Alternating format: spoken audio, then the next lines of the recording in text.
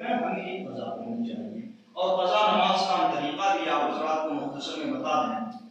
کہ صرف فرض نمازوں کی قضا آپ کو کرنی ہے. دن بھر میں 5 وقت کی نماز پڑھی جاتی ہے، قضا اس کی بنتی ہے 20 رکعت.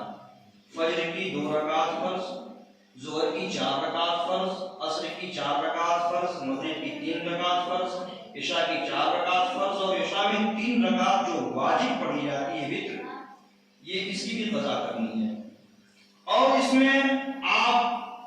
نیت کریں گے کہ نیت کی میں نے 2 رکعت نماز قضا فرض فجر جو میرے ذمہ باقی ان میں سے سب سے پہلے والی اللہ تعالیٰ کے لیے مومنہ کا شریف کی طرف آپ سمانا پڑھیں. تخفیف کس میں کی گئی ہے؟ اگر آپ پڑھنا چاہتے ہیں کس طریقے سے نماز پڑھتے ہیں اس طریقے سے سنا پڑھیں، سب کچھ کریں تو نماز آپ کی ہوگی، ثواب بھی بلکہ آپ کو زیادہ ملے گا. لیکن تخفیف کی گئی ہے، اس میں اتنی چھوٹ ہے آپ سنا پڑھیں، صرف اعوذ باللہ من الشیطان الرجیم بسم اللہ الرحمن الرحیم پڑھیں، سورہ فاتحہ پڑھیں، سورۃ العلق میں رکوع کریں. رکوع میں آپ 3 مرتبہ سبحان ربی العظیم پڑھتے ہیں، صرف ایک بار پڑھیں. سجدے میں 3 بار سبحان ربی الاعلیٰ پڑھتے ہیں، صرف ایک بار پڑھیں. لیکن یہ سبحان ربی العظیم اور سبحان ربی الاعلیٰ ایک بار آپ پڑھیں گے، لیکن بالکل باقاعدگی اور نماز میں اطمینان ہونا چاہیے. نہیں کہ آپ رکوع کیا آپ نے اور ابھی رکوع میں گئے سبحان ربی العظیم آپ کا برا بھی نہیں ہوا، آپ رکوع گئے، سجدے میں گئے سبحان ربی الاعلیٰ آپ کا برا بھی نہیں ہوا، جلدی سے اٹھ گئے. نہیں، بالکل اطمینان ہونا چاہیے کہ سبحان ربی العظیم پورا رکوع کی حالت میں ہو، سبحان ربی الاعلیٰ پورا رکوع کی حالت میں ہو. ایک بار آپ کہیں گے. اس طریقے سے آپ اپنی نماز پڑھیں. اور جب سلام پھیرنا ہو، تحیات پڑھنے کے بعد درود شریف پڑھتے ہیں، دعائے معصورہ پڑھتے ہیں، تو صرف تحیات پڑھنے کے بعد آپ کو اتنا درود شریف پڑھنا ہے، اللہم صلی علی محمد وعلی آل محمد. اتنا کہنے کے بعد آپ سلام پھیر سکتے ہیں. آپ کو پورا درود شریف بھی نہیں پڑھنا ہے، پوری دعائے معصورہ بھی نہیں پڑھنی ہے. وتر میں آپ دعائے قنوت پڑھتے ہیں، دعائے قنوت بھی لمبا ہے، تو دعائے قنوت کی جگہ صرف آپ 3 مرتبہ اللہم اغفر لی اللہم اغفر لی اللہم اغفر لی کہتے ہیں. اس طور پر آپ اپنے قضا نمازوں کو ادا کریں. حضرات محترم، نماز چھوڑنا یہ گناہ کبیرہ ہے. شراب پینا حرام ہے، گناہ کبیرہ ہے. زنا کرنا گناہ کبیرہ ہے. اور بھی بہت سے بڑے بڑے گناہ ہیں، گناہ کبیرہ ہیں. لیکن معاذ اللہ اگر کوئی شراب پیتا ہے اور شراب پینے کے بعد اللہ رب العزت کی بارگاہ میں سچی توبہ کرے، تو توبہ کر لیا، اللہ نے اس کی توبہ قبول کر لی، تو اب جو شراب اس نے پیا ہے اس شراب کو جسم سے نکال کر کے الٹی نہیں کرے گا، طے نہیں کرے گا. توبہ کر لیا، اس کا یہ گناہ کبیرہ اللہ رب العزت قبول کر لے اس کی توبہ تو معاف فرما دے. لیکن نماز چھوڑنا یہ ایک ایسا گناہ کبیرہ ہے کہ اگر آپ نے نماز چھوڑی ہے تو آپ کو سچی توبہ بھی کرنی ہے اور اس نماز کی قضا بھی آپ کو کرنی ہے. اس نماز کی قضا کی ادائیگی بھی آپ کے ذمہ لازم و ضروری ہے. صرف توبہ کر کے چاہے کہ آپ اپنے اوپر لدی ہوئی قضا نمازیں معاف کروا دیں تو ایسا نہیں ہو سکتا. لہذا آپ حضرات سے میں گزارش کروں گا کہ اس مبارک شب میں اپنے آپ کو آپ نے اللہ کی بارگاہ میں جھکایا ہے، اب اللہ کی بارگاہ میں آپ آئے ہیں تو آج سے آپ یہ بھی عہد کریں، یہ بھی سچی توبہ کریں کہ اب ہم نماز کی پابندی کریں گے، نماز شروع کریں گے. آپ 5 وقت کی نماز روزانہ پڑھیے اور 20 رکعات ساتھ ایک دن کی کم از کم قضا نماز پڑھیے. شیخ واڑے میں حاجی بہادر الدین صاحب تھے، آپ نے ان کا نام سنا ہوگا، وہ دروگا تھے، سروس کرتے تھے. جس دن ریٹائر ہوئے اسی دن انہوں نے نماز شروع کی، توبہ کی، اور جب تک وہ باحیات رہے مجھ سے انہوں نے کہا کہ میں نے توبہ کی اور یہ عہد کر لیا کہ جب تک زندہ رہوں گا 5 وقت کی نماز پڑھوں گا اور 5 ٹائم کی یہ 20 رکعت قضا پڑھوں گا. تقریباً ریٹائر ہونے کے بعد بھی 25 سال تک وہ زندہ رہے اور اسی طریقے سے ان کی زندگی گزری کہ روزانہ وہ 5 ٹائم کی نماز پابندی کے ساتھ پڑھتے تھے اور ایک دن کی یعنی 5 وقت کی قضا جو 20 30 رکعت بنتی ہے وہ روزانہ 20 رکعت قضائے نبی بھی پڑھتے تھے۔ تو لہذا ہمیں مر کر کے جانا ہے، قبر کا معاملہ ہے، حشر کا معاملہ ہے، اور اللہ رب العزت نے اپنی عبادت کے لیے ہمیں پیدا کیا ہے، تو ہم اس کی نماز کم از کم 5 ٹائم پڑھیں، اور جو ہمارے ذمہ قضا ہے ان قضا کی ادائیگی بھی ہم کرتے رہیں۔ اور ساتھ ہی ساتھ ایک آخری بات عرض کرنی یہ ہے کہ قرآن عظیم کی تلاوت سے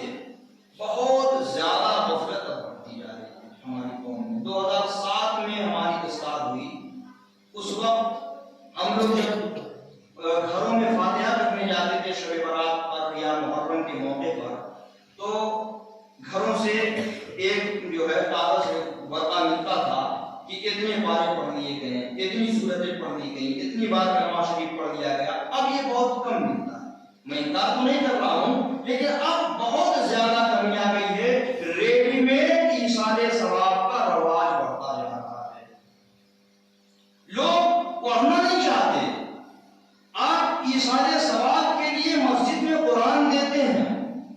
پارے لا کر کے رکھ دیتے ہیں، اگر حفظ کے بچے یا حفظ پڑھنے والے یا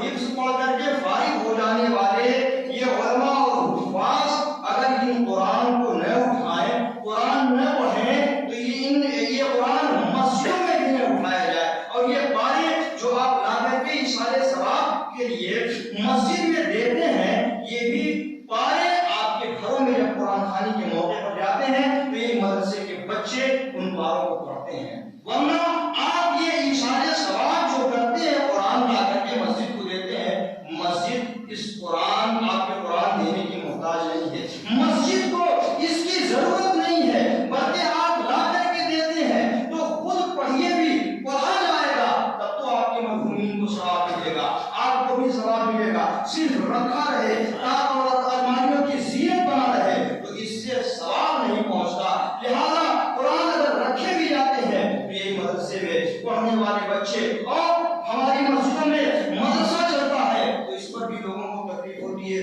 مسجدوں میں مدرسہ کیوں چل رہا ہے، مدرسہ کیوں چل رہا ہے، حالانکہ یہی مدرسے کے بچے قرآن اٹھا کر کے پڑھ لیتے ہیں، تو کم از کم آپ کا جو ایصال ثواب کیا ہوا قرآن لا کر کے رکھا گیا ہے، یہ آپ کا ایصال ثواب کارگر ثابت ہوتا ہے، ورنہ آپ اس کے بھی ثواب سے محروم رہ جائیں۔ لہذا اگر مسجدوں میں پڑھائی ہو رہی ہے، مدرسہ چل رہا ہے، تو یہ آپ کے لیے بڑی خوش نصیبی کی بات ہے، سعادت مندی کی بات ہے کہ اللہ کے گھر میں اللہ کا قرآن پڑھا جا رہا ہے، آپ نے قرآن لا کر کے دیا ہے، اس کی تلاوت ہو رہی ہے، اللہ کا ذکر ہو رہا ہے، آپ کی مسجد اللہ کے ذکر سے آباد ہے، اور آپ کی مسجد میں اللہ کا قرآن پڑھا جائے گا، اللہ کا ذکر ہوگا، تو انشاءاللہ مولا تبارک و تعالی اس کی برکتیں پورے محلے کو عطا ہوں گی۔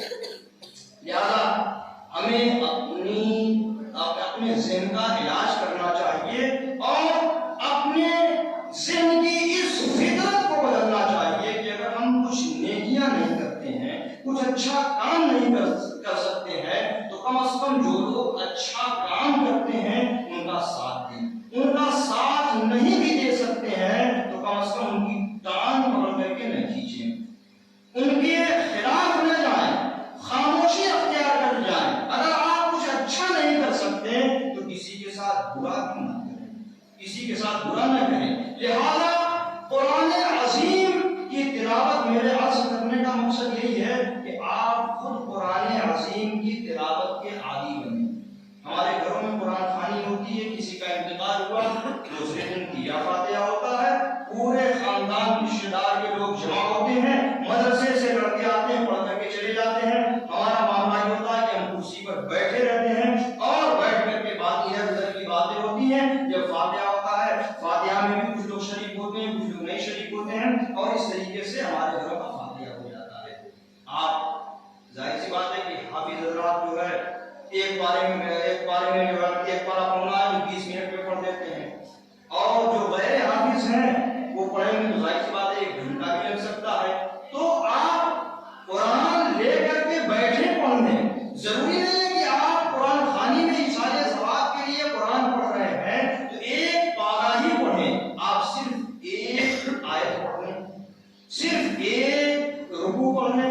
ایک صفحہ پڑھنے، بلکہ یہ قرآن تو وہ قرآن ہے کہ اللہ رب العزت جس کے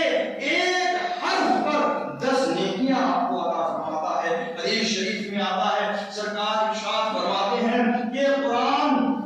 کا ایک حرف پڑھنے پر ایک نیکی ہے جو 10 نیکیوں کے برابر ہے۔ ایک نیکی ہے جو 10 نیکیوں کے برابر ہے۔ الف لام میم،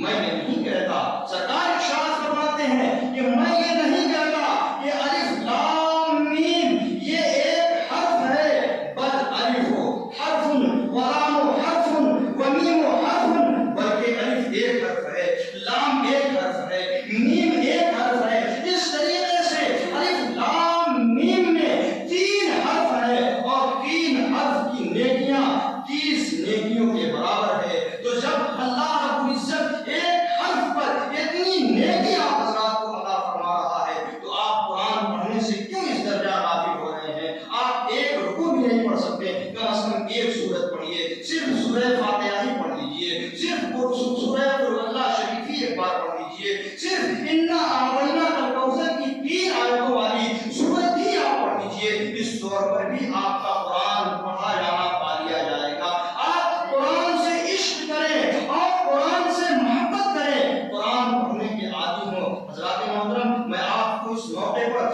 ایک مسئلہ بتا دوں کہ قرآن جب آپ خود پڑھیں گے اور اپنے باپ دادا، اپنے آبا و اجداد، اپنے گھر والے، اپنے مرحومین کے لیے اشارے ثواب کریں گے تو اس کی کیا لذت ہوگی۔ میں آپ کو اس کو ایک مسئلے سے سمجھانا چاہتا ہوں کہ اگر کسی شخص کا انتقال ہونے والا ہو اور اس کا بیٹا اس لائق ہے کہ وہ اپنے باپ کی نماز جنازہ پڑھا سکتا ہے، عالم ہے، حافظ ہے، دیندار ہے، اپنے باپ کی نماز جنازہ پڑھا سکتا ہے، وہ اس لائق ہے، اور اس کا باپ مرنے کے وقت وصیت کرے کہ میری نماز جنازہ میرے پیر صاحب پڑھائیں گے، میری نماز جنازہ فلاں سید صاحب پڑھائیں گے، میری نماز جنازہ مصباحی صاحب یا نعمانی صاحب پڑھائیں گے۔ اگر باپ وصیت کر رہا ہے اور اگر اس کا لڑکا جنازہ پڑھانے کا اہل ہے کہ اپنے باپ کی نماز جنازہ پڑھا سکتا ہے، تو اگر وصیت لڑکا مان لے تب تو ٹھیک ہے، جنازہ وہ صاحب پڑھا سکتے ہیں، لیکن لڑکا اڑ جائے کہ نہیں میں اپنے باپ کی نماز جنازہ خود پڑھاؤں گا، تو اس کے باپ کی وصیت نہیں مانی جائے گی۔ مرنے والے کی وصیت ہم پوری کرنا چاہتے ہیں، اگر کوئی وصیت کر دے کہ ہمیں فلاں قبرستان میں دفن کیا جائے تو ہم اسے اسی قبرستان میں دفن کرتے ہیں، اس کی وصیت، مرنے والے کی وصیت کا بڑا احترام ہوتا ہے۔ لیکن اگر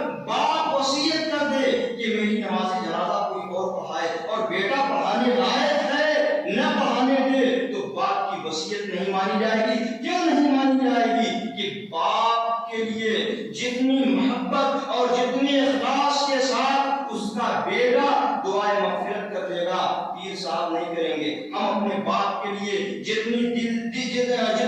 اخلاص کے ساتھ دعائے مغفرت کر لیں گے، آپ ہمارے باپ کے لیے نہیں کریں گے۔ آپ اپنی باپ کے لیے جتنے خلوص کے ساتھ دعائے مغفرت کر لیں گے، ہم نہیں کر لیں گے۔ لہذا اس لیے وصیت نہیں مانی جائے گی۔ تو جب آپ کے مرحومین کے لیے قرآن آپ مدرسے سے لے کر کے مدرسے کے بچوں کا پڑھا ہوا قرآن لیں گے، آپ خود نہیں کریں گے، تو اس کی لذت ایک الگ ہوگی، اس کی کیفیت الگ ہوگی۔ لیکن جب آپ خود اللہ رب العزت کی بارگاہ میں وضو کر کے قرآن لے کر کے اخلاص کے ساتھ بیٹھیں گے، قرآن پڑھیں گے کہ ہمارے دادا کے لیے اشارے ثواب کرنا ہے، ہمارے آباء و اجداد کے لیے اشارے ثواب کرنا ہے، اور آپ خلوص کے ساتھ آپ قرآن پڑھیں گے، اس کا اشارے ثواب کریں گے، تو اس کی کیفیت الگ ہوگی، اس کی لذت الگ ہوگی، اس کا ثواب کچھ اور ہوگا۔ لہذا میں آپ حضرات سے گزارش کروں گا کہ آپ رسمی سنی مت بنیے،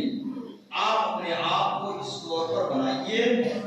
کہ آپ کے گھروں میں قرآن کی تلاوت ہو۔ آپ نے قرآن مثال کے طور پہ نہیں پڑھا، لیکن آپ کے بچے تو پڑھ رہے ہیں، تو کم از کم آپ نے قرآن نہیں پڑھا۔ جو قرآن نہیں پڑھنے والوں کے لیے بھی یہ ہے کہ انہیں بھی کچھ صورتیں یاد ہو جاتی ہیں قرآن کی، انہوں نے قرآن کبھی نہیں پڑھا لیکن کچھ صورتیں یاد ہو جاتی ہیں، تو صورتوں کو ہی सूरतों का पढ़ना भी, सूरत कुरान की कुरान पढ़ना है, और अपने बच्चों को आपने तालीम दी है। आपके बच्चे अगर कुरान पढ़ चुके हैं तो कम से कम आप अपने बच्चों को भी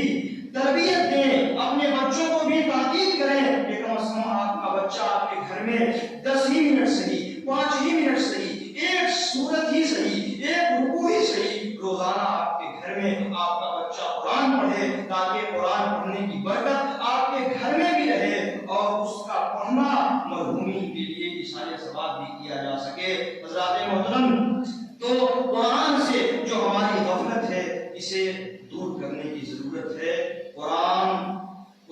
अजीम को सिर्फ और सिर्फ मुर्दा बख्शवाने की किताब समझ लेना और ये सोच लेना कि ये सिर्फ मदरसे वालों का ही काम है, मदरसे वाले ही पढ़ेंगे। अच्छा, मैं ये देखता हूँ कि शब बरात का जब चाँद नजर आ जाता है, महीना शुरू होता है,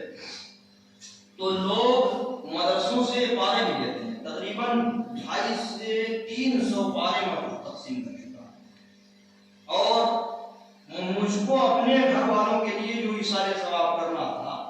उसमें से एक पारे में लेने हैं।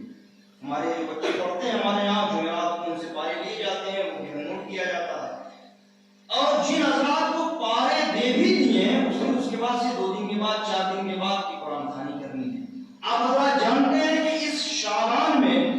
मदरसे का इम्तिहान चलता है, सालाना इम्तिहान, असातिज़ा भी मशगूल होते हैं, बच्चे भी इम्तिहान की तैयारी में रहते हैं, और जो बच्चे फारिग हो चुके हैं, जो हाफिज़ कुरान हो चुके हैं, उन्हें तरावी पढ़ाने की फिक्र होती है, वो अपनी तरावी की तैयारी में रहते हैं। लेकिन आपने सिर्फ एक ऐसा माहौल बना दिया है कि बस मदरसे के लड़कों से ही, हुफ़ाज़े कराम से ही, उलमा से ही कुरान पढ़वाना है अपने घरों में, खुद पढ़ने की जरूरत नहीं है। तो ये बातिल ख्याल है और ये हद दर्जा कुरान से, दीन से बेरगबती है और गफलत है। हम और आप खुद कुरान पढ़ने के आदी हों, रोजाना कुछ न कुछ कुरान पढ़ने की आदत बनाइए। दुरूद शरीफ पढ़िए, अल्लाहुम्मा सल्ली अला सय्यिदिना व मौलाना मुहम्मदिन कमा तुहिब्बु व तर्ज़ा फी मुसल्ली अलैहि। चंद बातें कुरान की फजीलत में बयान करके मैं अपनी गुफ्तगू खत्म कर दूं कि अभी ये सूरह कुल हुवल्लाह शरीफ का जो जिक्र हमने किया, हजरत अली रज़ी अल्लाह तआला अन्हु फरमाते हैं कि अल्लाह रब्बुल इज्जत को अगर उम्मत मोहम्मद सल्लल्लाहु अलैहि वसल्लम की मग़फ़िरत मक़सूद न होती, अगर इस उम्मत को अल्लाह रब्बुल इज्जत बख्शना न चाहता, तो इस उम्मत को रमज़ानुल मुबारक जैसा अजीम महीना और सूरह कुल हुवल्लाह शरीफ जैसी अजीम सूरत में अता फरमाता। सूरह कुल हुवल्लाह शरीफ की इतनी फजीलत है, सरकार इरशाद फरमाते हैं कि हर फर्ज नमाज के बाद जो एक बार आयतुल कुर्सी और एक बार सूरह कुल हुवल्लाह शरीफ पढ़ेगा वो मरते ही जन्नत में दाखिल हो जाएगा। ये सूरह कुल हुवल्लाह शरीफ और आयतुल कुर्सी की फजीलत है। एक अभी तो मक्के के मदीने मुनव्वरा के कब्रिस्तान की बात मैंने की, मक्के मुकर्रमा के कब्रिस्तान की बात मैं करूं इसी सूरह इखलास सूरह कुल हुवल्लाह शरीफ के तर्जुमे से। एक बुजुर्ग है हजरत हम्माद मक्की है, वो फरमाते हैं कि एक रात मैं मक्के मुकर्रमा के कब्रिस्तान में गया और एक कब्र पर अपना सर रख करके कब्र के किनारे सो रहा। सोया तो ख्वाब देखता हूं कि मुर्दे अपनी अपनी कब्रों से निकल करके इधर उधर भाग रहे हैं, कोई इधर जा रहा है, कोई इधर जा रहा है, एक अफरा तफरी का माहौल है, एक शोर है, एक शोर का माहौल बपा हुआ है कब्रिस्तान में। तो मैंने एक शख्स से पूछा कि क्या क़यामत कायम हो गई, ये शोर कैसा है? तो उसमें के एक शख्स ने जवाब दिया कि नहीं साहब, क़यामत तो कायम नहीं हुई, लेकिन हमारे जिंदा भाइयों में से किसी एक ने सिर्फ एक बार सूरह कुल हुवल्लाह शरीफ पढ़ करके इस कब्रिस्तान के मुर्दों को इशारे सवाब कर दिया है। तो 1 साल का ज़माना गुजर गया है कि हम उस सवाब को आपस में बांट रहे हैं, आपस में तकसीम कर रहे हैं। 1 साल का ज़माना गुजर गया है, लेकिन हम उसका सवाब आपस में बांट नहीं पा रहे हैं, आपस में तकसीम नहीं कर पा रहे हैं। लिहाजा मालूम ये हुआ कि सूरह कुल हुवल्लाह शरीफ पर अल्लाह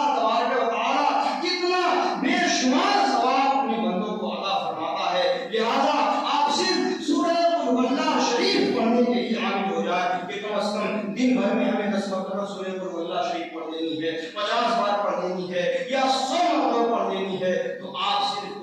سورہ قل اللہ شریف بھی پڑھیں تو کم از کم آپ قرآن کی تلاوت کا ثواب پا لیں گے، اور آپ کا قرآن کا تلاوت کیا جا رہا ہے یہ پا لیا جائے گا۔ لہذا ہمیں قرآن سے قطعاً غافل نہیں رہنا چاہیے۔ رمضان کا مہینہ آ رہا ہے، رمضان میں بھی اور ثواب پڑ جاتا ہے، نفل کا ثواب فرض کے برابر ہو جاتا ہے، تو رمضان کے مہینے میں بھی قرآن عظیم کی خوب تلاوت کریں، اور یہ رسم بنا لینا کہ چلو 10 لوگوں کو بلا کر کے پڑھوا لیں گے، اس سے ذرا سا بچنے کی کوشش کیجیے، اور خاص طور سے شعبان میں بچنے کی کوشش کیجیے، جب ان بچوں کا امتحان ہوتا ہے، امتحان میں انہیں پریشان